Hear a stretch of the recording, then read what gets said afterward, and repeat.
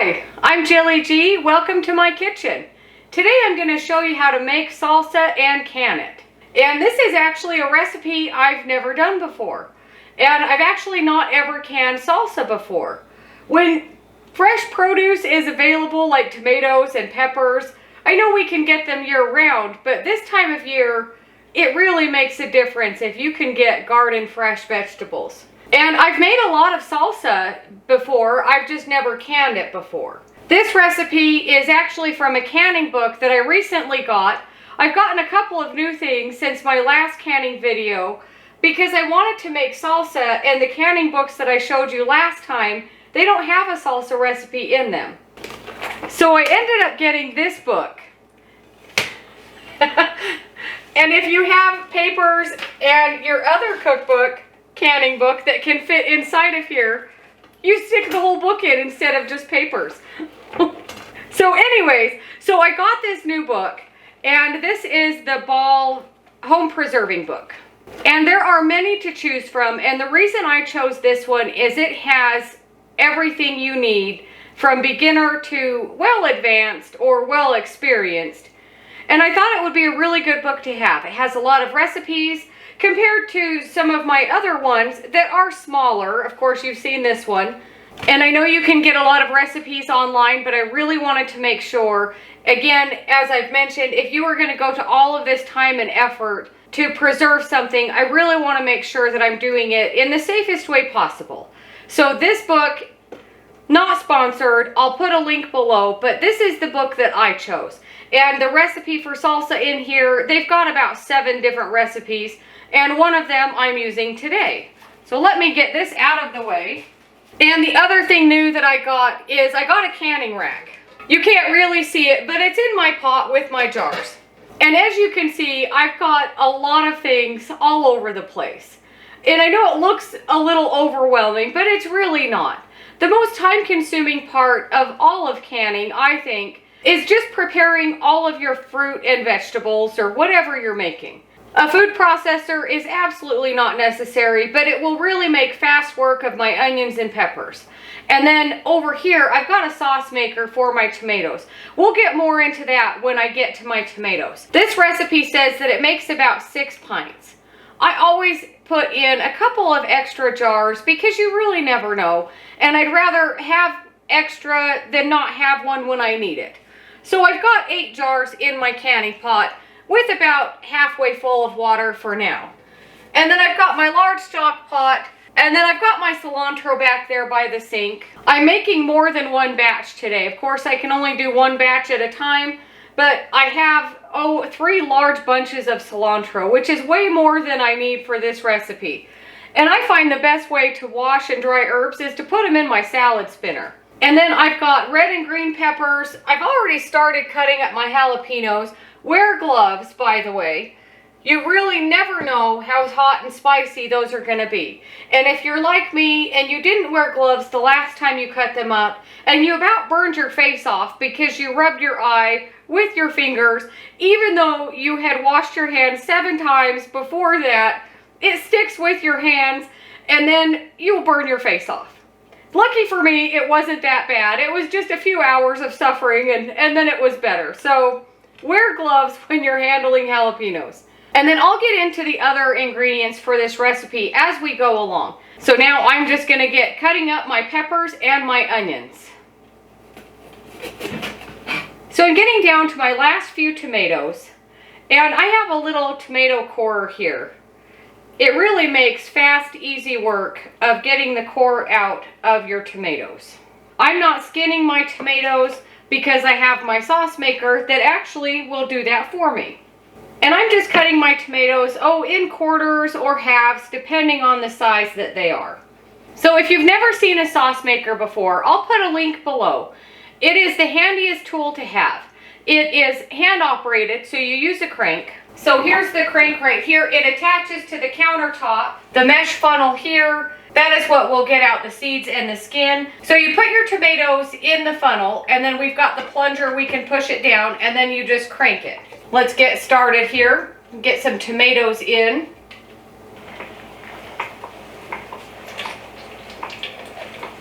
So So as you can see, as we're cranking, all of your tomato pulp, some of the seeds come through, but mostly the tomato pulp comes out through this slide, and then all of your peelings come out through this funnel. I need 10 cups of the tomato puree for this recipe. So I'm going to very carefully lift up the little spout here. It's very messy work.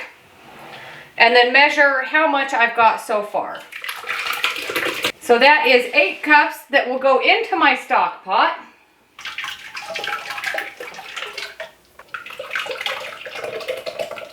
And I just need a little bit more to make my 10 cups.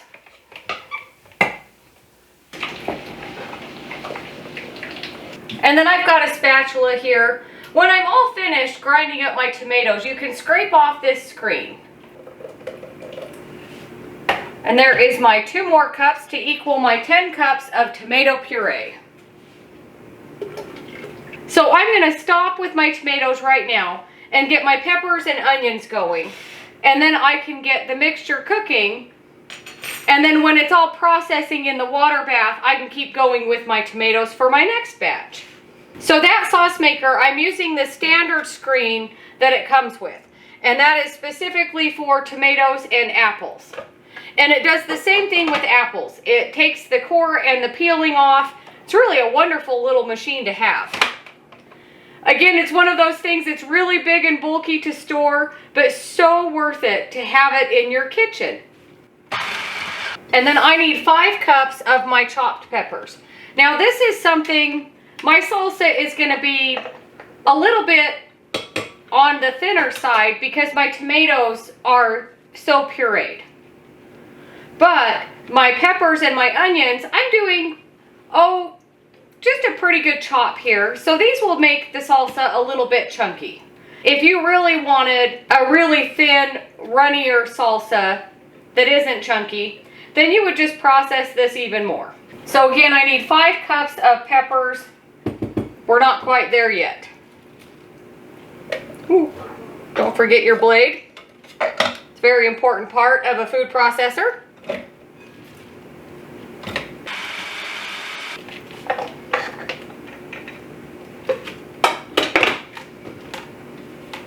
And I think that might be the exact 5 cups that we need. Let me have a look here. Maybe too much. No, actually that's the 5 cups of peppers that we need. So into our pot with our tomato sauce. And now we need 5 cups of onions. And then I've just cut my onions into biggish chunks. And then I've got 3 garlic cloves I'm actually going to throw in with the onion and get those chopped up pretty good too. And you didn't see it, but when I was cutting up these onions, I was crying like a baby. Oh man, they were bad. They're getting me again. I think we're almost there. Just a few more. And that's actually too many onions, so I'm just going to put some of it back into my bowl with my onions. Definitely will clear your sinuses. So now for my jalapenos. I need 2.5 cups of these jalapenos chopped up. Trying not to touch them because these ones are spicy. If for some reason I don't have the 2.5 cups, I'll add some more of my bell pepper. I should have put my cilantro in with my jalapenos, but that's all right. Let's measure a little better.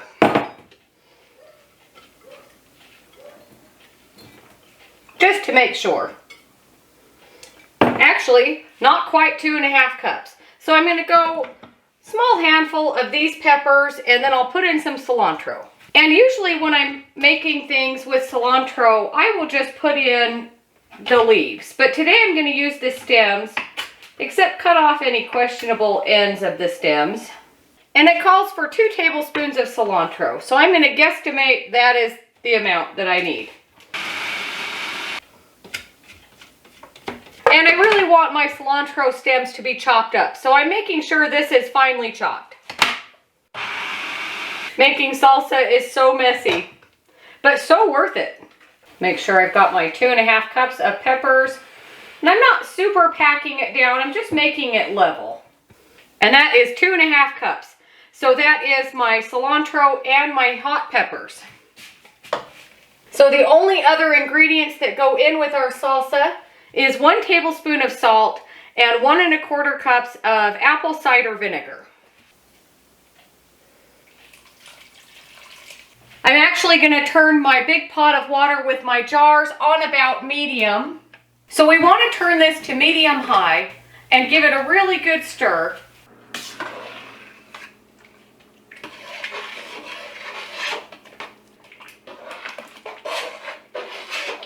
And then back here behind my salsa, I've got my lids in some water, but it's not turned on yet.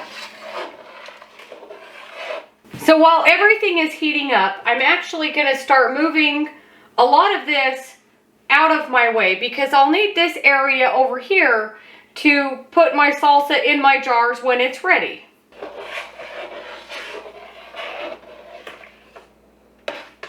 So we want to bring that up to a boil, and then we'll turn the heat down and simmer it for about 10 to 15 minutes.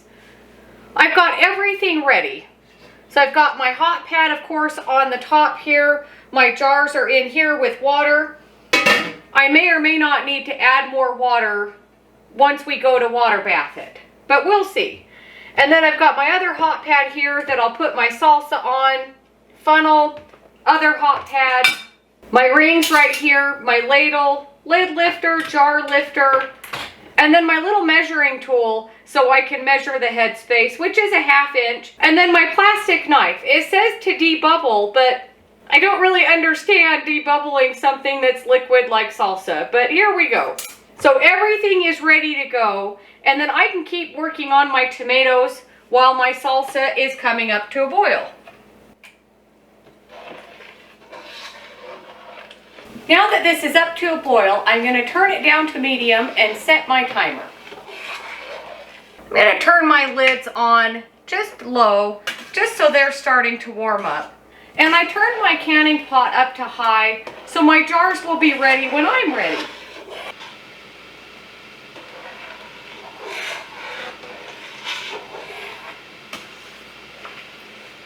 So my jars are just coming up to a very slow simmer.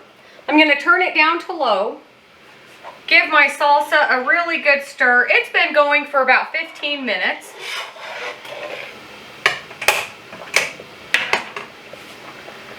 Bring over my lids so they are ready.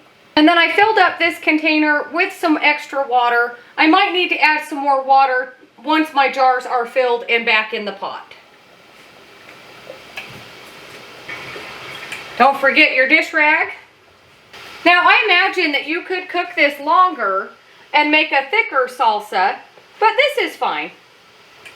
Keep on a hot pad here.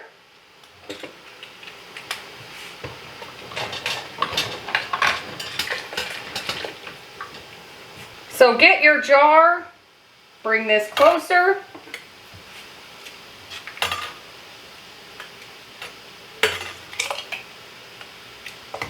And you could do these in smaller jelly jars, but I feel like a pint jar is just the right amount.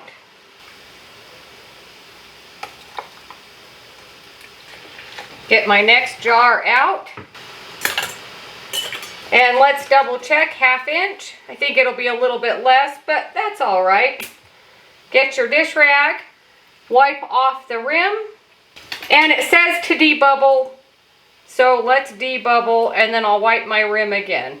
I don't really know that it needs any debubbling, but maybe if you had really thick salsa or really big chunks in there. Get your lid, get your ring, finger tight, and then back into the water.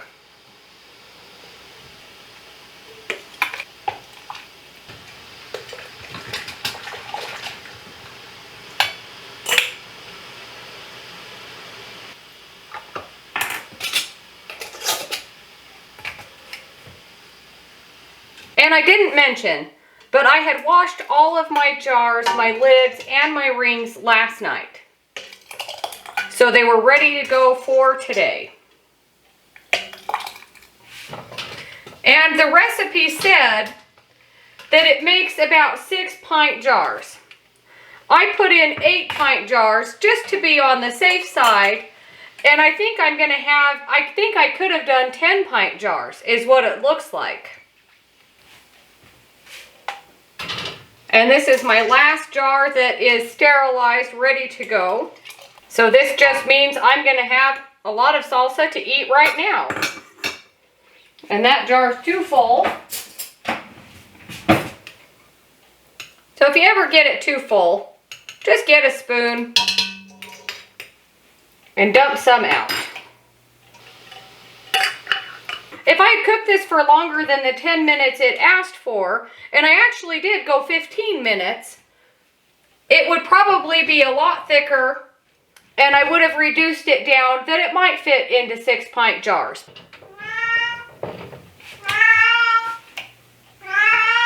Salsa is not for cats. So now I've got my rack in here with my jars, but I'm going to move my jars around just a little bit so I can get the arms of the rack down very carefully. And then I do need to add a little bit more water so it comes up an inch above the top of my jars. So now I'm going to turn this back up to high, put my lid on. When this comes up to a boil, I can start my timer.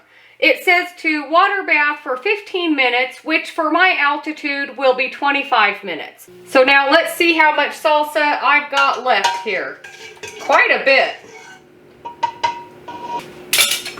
Let's see if it will fill up a quart jar here that I can just put in the fridge.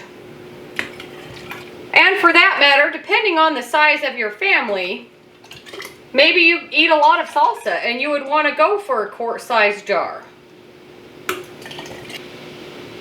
That one's really full.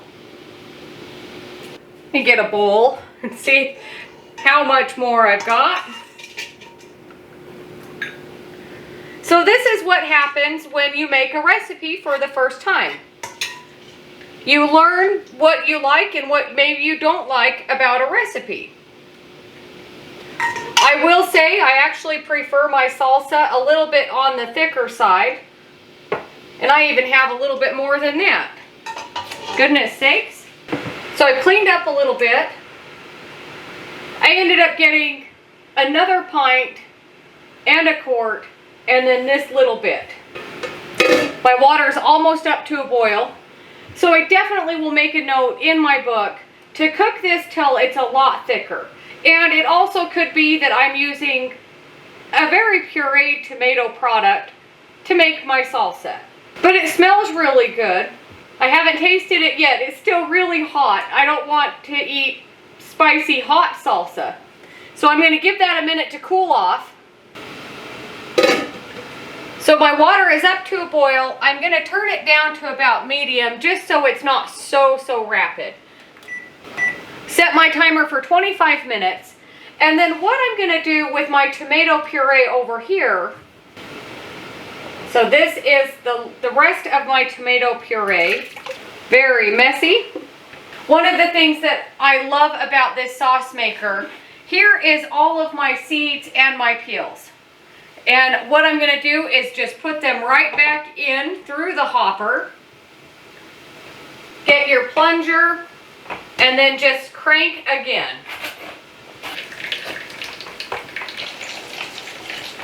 And I don't know if you can see that or not, how much more juice is coming out just from running the peels through again.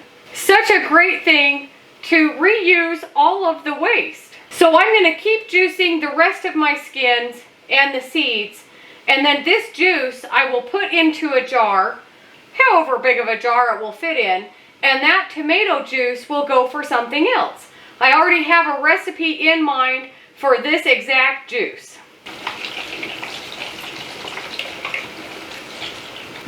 And then once you've got it all run through again, you can use a rubber spatula here or silicone, whatever you've got, and scrape that off. So much comes out of just running through the peels again. So this will go towards my next batch of salsa This was 8 cups right here, so I need 10, so I've almost got it. So this is something you could make tomato soup, whatever you like, tomato sauce. So it's been 25 minutes. So I'm gonna let these sit for about 5 minutes, just let the water settle down. Got some tortilla chips here, and my salsa is cooled off enough to taste it. So let's see how delicious it is.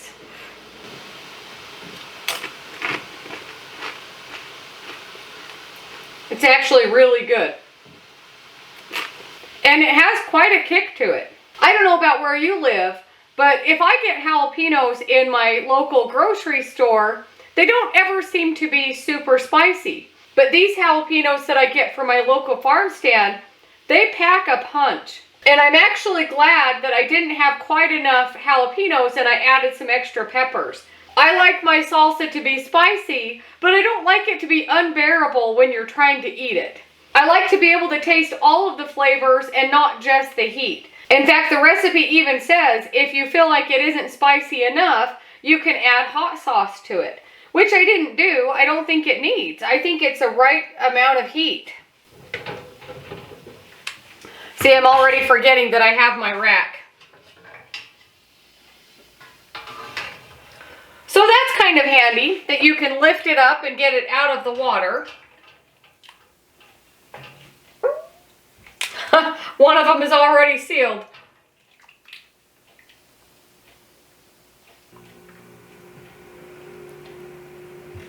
And don't mind that my jars look so foggy and cloudy.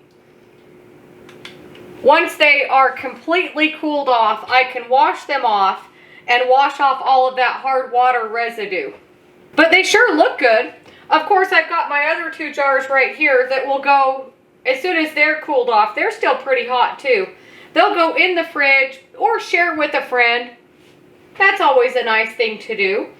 I actually really like this recipe. I think I'll definitely make it again coming up next because I've got a lot of tomatoes.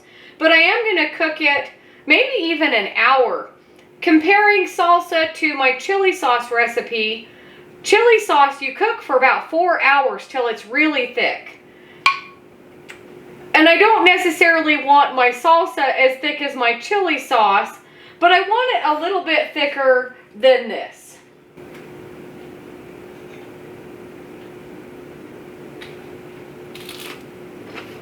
So all in all, brand new recipe to me, it was a success. Sauce maker is always a success. Tomato sauce just after my second run through of the peels. And once I get this jar full, I'll be able to make my barbecue sauce.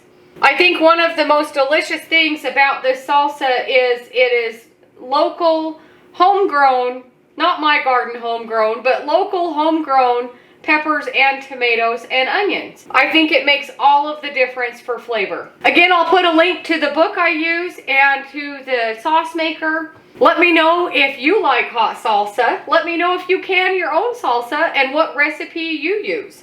If you can't have a delicious, fresh pico de gallo type salsa in the middle of winter, I think this is a really good second. It's got all of the great flavors of a fresh salsa.